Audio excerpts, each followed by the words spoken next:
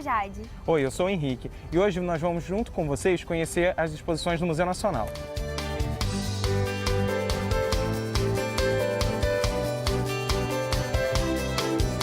O Palácio do Museu Nacional, que fica aqui em São Cristóvão, antes foi residência da família real e imperial no Brasil. No período republicano, o palácio começa a abrigar o Museu Nacional e é nesse período que ele adquire as características que tem hoje. Entre elas, ser um museu de antropologia e ciências naturais. Mas você deve estar se perguntando, o que antropologia e ciências naturais têm a ver com a família imperial? Esses temas eram temas de grande interesse para as pessoas que aqui viveram. E hoje, as exposições do Museu Nacional nos ajudam a contar a história de diferentes povos, a origem do planeta Terra e a ocupação do território brasileiro. Agora a gente quer convidar vocês a fazer uma visita no Museu Nacional. Sejam bem-vindos!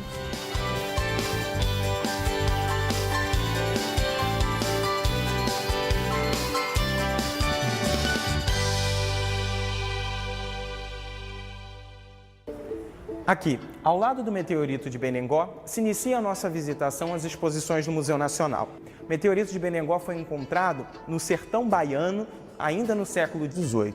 Mas somente no século XIX ele foi trazido para o Museu Nacional. Ele é composto de uma amálgama de diferentes minerais.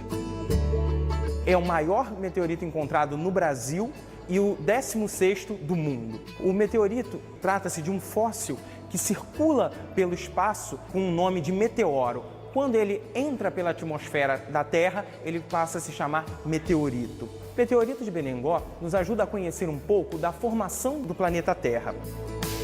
A idade do nosso planeta Terra é de 4,6 bilhões de anos. Só que a vida só passou a existir 700 milhões de anos depois disso. Por aproximadamente 2 bilhões de anos, a vida se resumiu a cianobactérias. E aqui a gente conta essa história. Essa tabela está dividida em eras, em períodos de tempo que são marcados por grandes extinções ou explosões da vida. Nesta sala, nós também temos 2 exemplares de preguiças gigantes. Elas viveram na época da megafauna.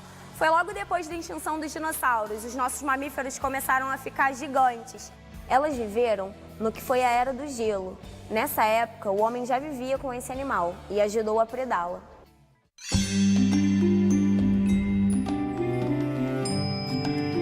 Os fósseis são vestígios de plantas e animais que podem ir desde pegadas a ossadas, que foram solidificadas ao longo de milhões de anos no planeta Terra.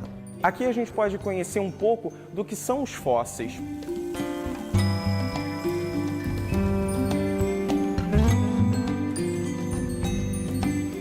Nós temos nessa sala um animal de 13 metros. Ele é mais conhecido como dinoprata. Ele foi encontrado na cidade de Prata, em Minas Gerais.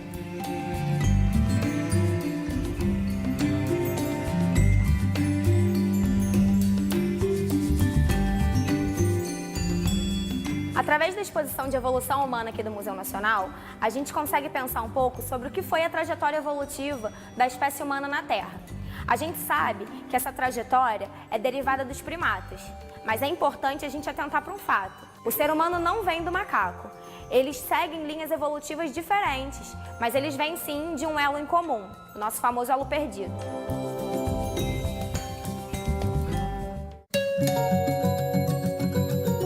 Nesse momento da nossa exposição, nós vamos começar a tratar sobre a ocupação do território brasileiro, uma ocupação anterior à chegada dos europeus e também anterior aos indígenas aqui no território brasileiro.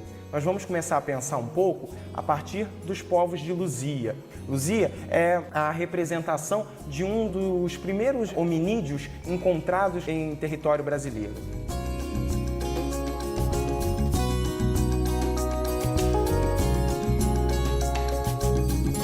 Nesse espaço, nós continuamos a conhecer um pouco mais da ocupação do território brasileiro, agora principalmente da região do litoral. Nós vamos conhecer um pouco dos povos sambaqueiros. Sambaqueiros, eles organizavam suas tribos nas regiões litorâneas e organizavam uma espécie de amontoado de conchas.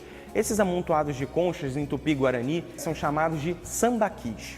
Os sambaquis eles eram utilizados de diferentes formas para sepultamento, como uma espécie de espaço de guarda de diferentes utensílios e também algumas tribos habitavam a cumieira desses amontoados.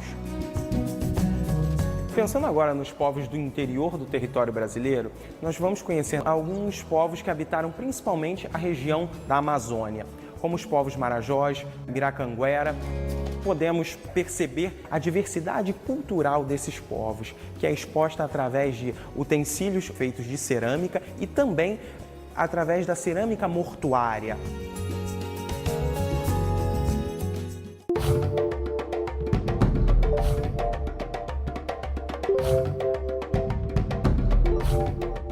Estamos em mais uma das salas sobre a ocupação do território brasileiro.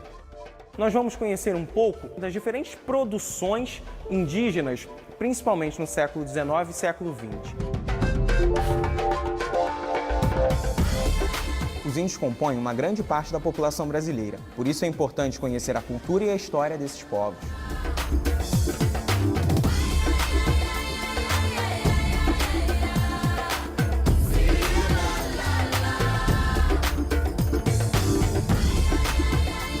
A cultura brasileira é produto de um processo grande de miscigenação de diversos povos. Sabemos que a cultura africana tem grande influência nesse processo. A gente vê aqui na exposição dessa sala como que foi construído tudo que a gente sabe sobre a religião africana aqui no Brasil.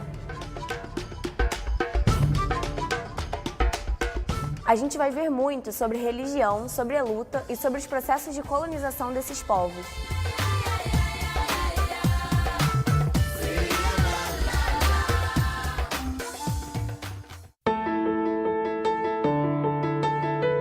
Sala de Pompeia e Herculano.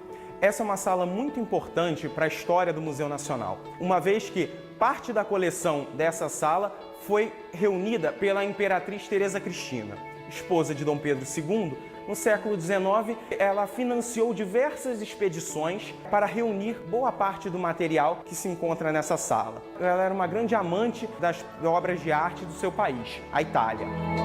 O material está relacionado principalmente aos costumes dos habitantes de Pompeia e Herculano e tem uma relação direta com seus mitos e lendas e principalmente com o que os romanos entendiam como a origem da vida.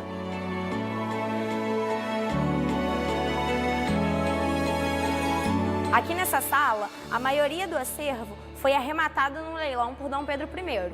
E também temos uma peça, que é a Charmoensu. Ela foi dada de presente para o Dom Pedro II.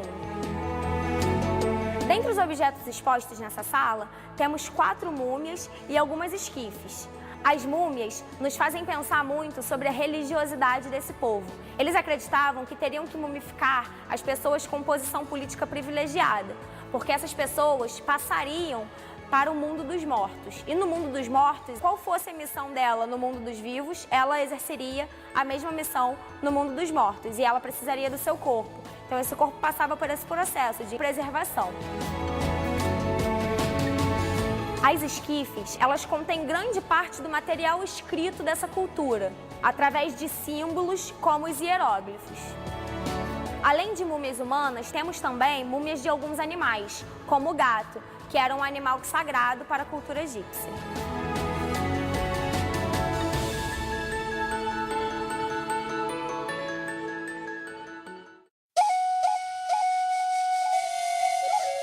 Estamos agora na sala de arqueologia pré-colombiana.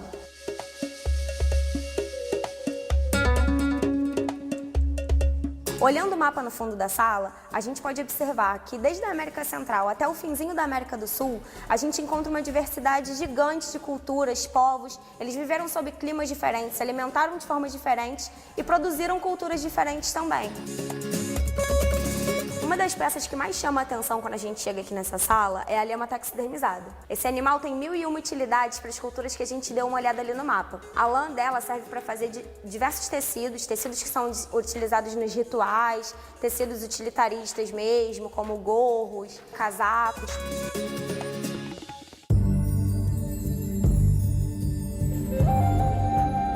Qual é a diferença das múmias naturais para as múmias artificiais? As múmias artificiais, que a gente viu na sala do Egito, elas foram embalsamadas e mumificadas através de um ritual. Aqui não. Aqui a gente encontra múmias de pessoas que morreram e foram mumificadas pela ação do tempo, pelo clima, pelo ambiente salino, pelo ambiente seco, ambiente muito frio. Isso aconteceu com essa múmia que está aqui atrás de mim. Ela foi encontrada no Lago Titicaca, entre Peru e Bolívia. Essa múmia tem um cesto tecido em volta dela.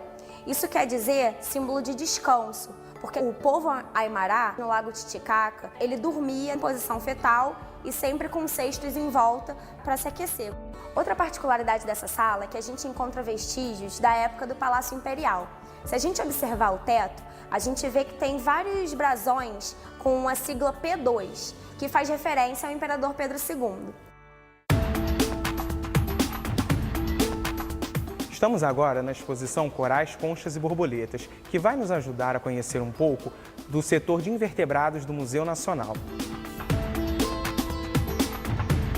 A parte marinha apresenta uma grande diversidade de invertebrados, como corais, moluscos, conchas.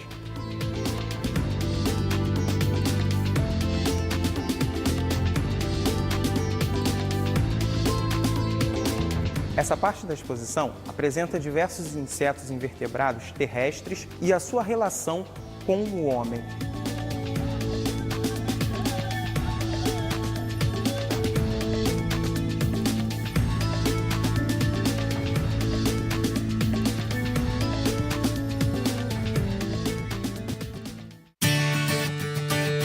Bem-vindos ao Espaço Ciência Acessível.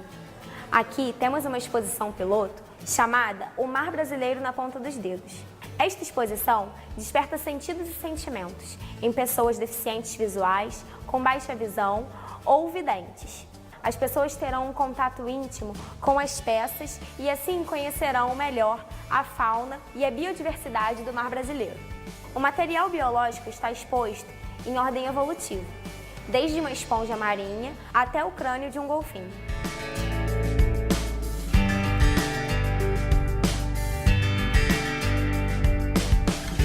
Esperamos vocês para que conheçam as exposições do Museu Nacional mais de perto, aqui em São Cristóvão, na Quinta da Boa Vista, no Rio de Janeiro.